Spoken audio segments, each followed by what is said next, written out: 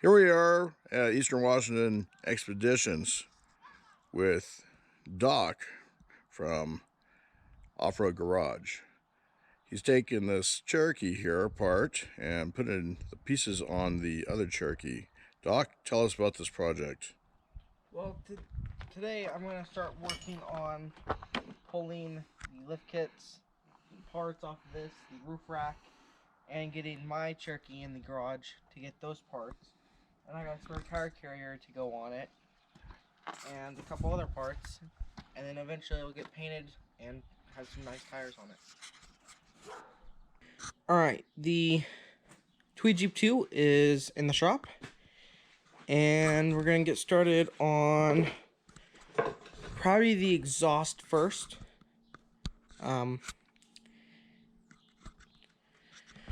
Just because I don't want to jack this up right now and have it fall on me and everything, and the exhaust will be easiest right now. Because I have a megaflow muffler to put on it, a little bit louder, not too much, just want a little bit more of a sound. Then we'll work on the rear bumper, putting the tire carrier on it, and then probably start on pulling the roof rack off of the original Tweety Jeep. So, yeah. Well, the exhaust is done. I got a couple exhaust leaks I gotta weld up real fast, but other than that, it's pretty much done. Factory muffler, and then I just put a like a megaflow in there or something. I can't remember what I think it's a megaflow muffler. It's still pretty quiet and doesn't sound that bad. So now on to maybe the bumper. So we'll see. Alright, we the front end lifted up. I decided not to do the bumper quite yet. But the front end's lifted up on the jack stand. And we're getting ready to install those Cherokee parts off the old Tweety Jeep and put it on. So yeah. Alright, I've made some progress. The thing is on jack stands now. We pulled the lower control arm off of the axle, unbolted the shock. You can't see anything. There we go. Unbolted the shock, pulled the control arm off of the axle, dropped the sway bar off of it. There's now some room in there to move. It's taking me a while because my hands look like this and this for like the 5 minutes I've been working on it, because that front axle is covered in oil, and yeah, it just doesn't like to work right now. But the shock is the only thing holding that side up, because the sway bar is disconnected. It's just I forgot to unhook the shocks first. So I'll keep on this and keep you guys updated. But yeah, how I found to do this the easiest is to undo the lower control arm, leave the top ones alone because you're not screwing with those. Unbolt the lower control arms, drop all the sway bars, shocks, and stuff touching it off, and then drop it down, and your coil will more or less pop out, unless you got the retainer clip still on, which mine doesn't have it on. It's not clipped on no more, so it's weird. But and then you just come in here with a pry bar, pick up on the coil, but there is something still holding my coil, unless that retainer clip is still on there and I just looked at it weird. I'll be back. I gotta look at that. So yeah. Alright, we finally got the coil in. Still need to pull off the bottom control arm, pull off this rear shock, or this shock. But we got the coil in, the lift coil, and it's pretty much sitting how it's going to. I mean, it will sag down a little bit, but I got some shocks to install, or a shock to install and the lower control arm. And then we'll switch to the other side and do the same. This is the difference between the lift coil and the factory coil. You can tell the thickness is different, so this one's going to hold a bigger load. And then the control arms. They aren't the best, but eventually we'll probably do something. But for now, use this used lift kit. I'm thinking eventually we'll take these control arms back out and replace those bushings and go through some stuff. But yeah, it's coming along. Alright, we got the lower control arm in. Still got to undo the shock. We got the brake lines unhooked so it can flex and do its thing. You guys seen this coil. I think I already showed you the coil. It already went in. But yeah, it's in. This side's basically all done. I still got to take off that shock. This side, I just pulled the coil out of, dropped the track bar, and undid the lower control arm bolt there. Got to do it from the undo it from the frame and pull it out to put the other lower control arm in. There's both the factory coils and here's the other lift coil. So yeah, we'll get back on this. Okay, we got the Jeep sitting on the ground. Not 100% done yet, but I forgot to record a little bit, so sorry about that. But we got the other side coil in, the bottom lower control arm, track bar is still disconnected. Still need to put a shock on this side. The shock is on this side's all buttoned up except the shock. That one, the new one, needs the nut on it. And then it's done. That's all wrapped up. So all we need to do is put a shock in on that side, put a track bar, take the track bar off the other Jeep and put it on, the adjustable track bar, and bolt it all up, and then it's done. As long as, or for the front part is done. The rear needs to still be done, but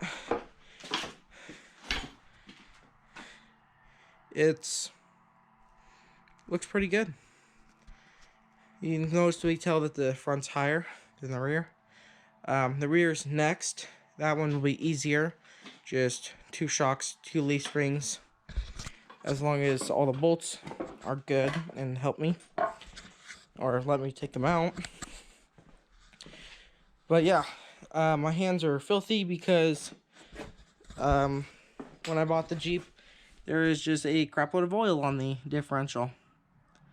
All that black crap, yeah, it fell off the differential. So, yeah, we need to put the track bar on, extend the sway bar links so I can run a sway bar, and put one shock on, and the front is all done. So, yeah. Alright, we got the new, and you can't see anything. I'm hoping maybe you might be able to see stuff. Anyway, we got the new track bar in. It's all tight, buttoned up. I might need to be torqued down, at least that one over there. I'm not going to bore you with that. But yeah, I think it's fully in. We got this shock fully tightened, all the way done. And now we're just looking for a shock for this side that, because we don't have the other shock. But I have a pile of shocks and I'll find the best one and run it. But as of that, everything is completely done for the front end. It sits pretty high in the front end. So I'm liking it. Can't wait to put the big meaty tires on it. But yeah, it's pretty much all done in the front end, and we will move on to the rear it's a little bit darker out because we had to stop on working on this and go pull the rear leaves off of the original Tweety Jeep, and I think a couple other things. But basically the rear leaves need to come off that so they can go into there. Oh, and we also had to pull the track bar. That's what it was. We pulled the track bar off of the other Tweety Jeep, the original, and the rear leaves. And so now we will get ready to put the rear leaves in. So yeah. Alright, new day. Just been out here working on this. We got these shackles unbolted, dropped down tires off of it because I couldn't drop it down far enough. Shocks off, brake line pulled down or taken off of the little bracket right now. And then we got this sway bar bolts, which are down there. We got those pulled out of this side. We just gotta go do the other side. They're just 15mm right into the frame. We're not gonna put the sway bar back on the rear end because it's leaf springs and you don't need that. We will be putting one on the front end though. That way we don't what's the word? We don't lean so far. But the front ones I've got to make quick disconnects for or buy some, I don't know. But basically this is what I was talking about. Bolts right here in the frame. They just pull right out. Like I said, removing that. The shocks are all removed. Only other thing after the sway bar, I'm taking off the sway bar because it's pinching the brake line and I don't want to kink it if I drop this down all the way. After the sway bar is off, we'll pull these two bolts out, pull the U-bolts out, pull the shocks off, and then work on putting the new leaf springs in and the new shocks. So yeah, I'll get back on. Alright, I decided to do it a little different. I pulled this whole leaf spring out, left that one in with the one bolt and the U-bolts. And I'm going to put this side in first so the axle doesn't fall, and then go rip out that side. So this is the lift one, this is the factory one. You can tell how much thicker it is. This one's got 1, 2, 3, 4, 5, 6. 1, 2, 3, 4, 5. This one's got 5. This one's got 6, but this spring is thicker, so yeah. It should lift it pretty high. So yeah, I'll get this in and let you guys know. Alright, we got that spring in, all buttoned up, needs to be torqued down. We're getting this one in. I forgot to record a little bit. Tightening down all the U-bolts. And then we'll put the 32s on it after everything's torqued down. Alright, we got the rear all torqued down. Still need to put shocks in, but I'm not going to bore you with that. Got the 32 sitting on it. I got to change the rims out later, but I'm not worried about that right now. And she's tall in the rear now. I got to put the 32s in the front now. And put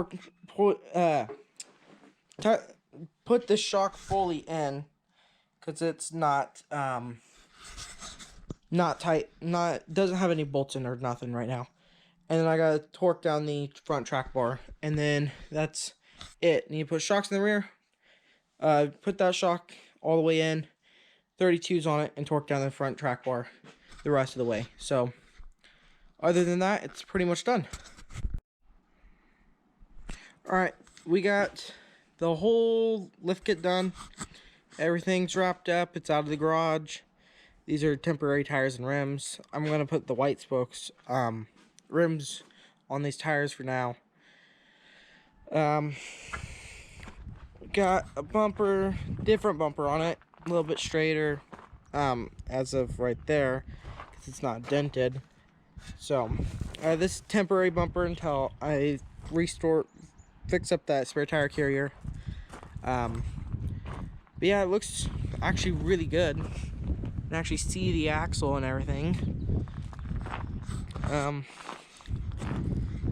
Like I said, these rims, they're all mismatched. Well, they're all the same rims, but just different paint and everything. Different couple different vehicles. Sorry about the wind noise. So these rims will be replaced. I have a set of white spokes that I need these tires taken off of these rims and mounted onto the white spokes, like I was saying. But yeah, it's actually really good looking. I really like how it came out. So, but yeah, you can see the front axle. It's still kind of covered in grease. I gotta pressure wash that off. But for the most part, it's all done. Other than, like I said, the bumper and the rims. But this Jeep isn't fully finished right now. The lift is done completely.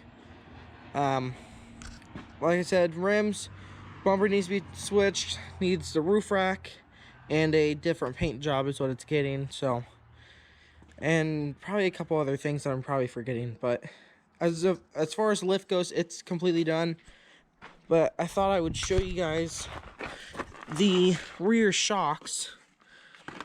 If I can crawl down here, I got these rear shocks in, but that's not the nifty part.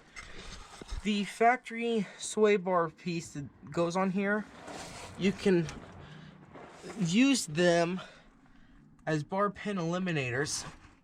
They literally bolt straight into place and work perfect. I just put some washers on those bolts and bolted them into place. All you need is 2 washers. And I got that on both sides, if you can see that. So yeah, that was a nifty idea, because these shocks didn't have bar pins and I didn't feel like pushing them out of the other shocks. Plus the rear's lifted higher than the front. So I was like, well, I'll just use that and see if that works, and it did. So yeah, if you guys need a shock extension, just grab that factory sway bar thing. This works for the front and rear, but the front will have that on the axle, the 2 bolts. They mount like this on it. This is, of course, a leaf ring, but on the front, where the bar pin goes, you can use that. It will bolt in the same way. Since it's an adjustable hole, so I don't know if the bar pins are the same in the front and rear, but I do know that they will work in the front. So if you guys ever need shock extensions, there you go. You use the factory sway bar brackets. But other than that, it's pretty much done. Other than the things that I was talking about, the paint and bumpers and roof racks. A couple other things here and there. I do want to eventually get some, probably 31s. Maybe a different set of 32s. Because these are 32s right now. But they're kind of bald. But they'll work for what I need them for until I find a set. So, thank you guys for watching. Please like, comment, and subscribe. And we'll see you next time on the Off-Road Garage.